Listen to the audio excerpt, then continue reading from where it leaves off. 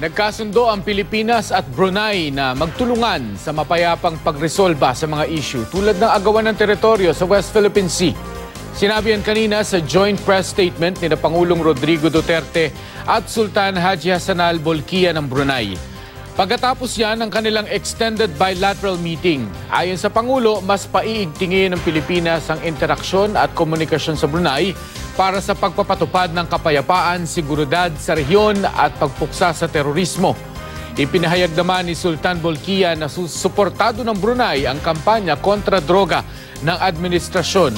Lumagda rin ang dalawang bansa sa cultural cooperation at kalakalan sa halal products at services. Bago nito mismong si Pangulong Duterte ang sumalubong kay Sultan Bolkiah nang dumating sa Palace Grounds. Bago nagpunta sa Malacanang, nag-alay ng bulaklak si Bolkiah sa bantayog ni Dr. Jose Rizal sa Luneta. Dumating si Bolkiah bago mag-alas 7 kagabi. Sakay ng eroplanong siya mismo ang nagpalipad. Dati nang nakapulong ni Pangulong Duterte si Bolkiah nang mag-state visit sa Brunei noong Oktubre.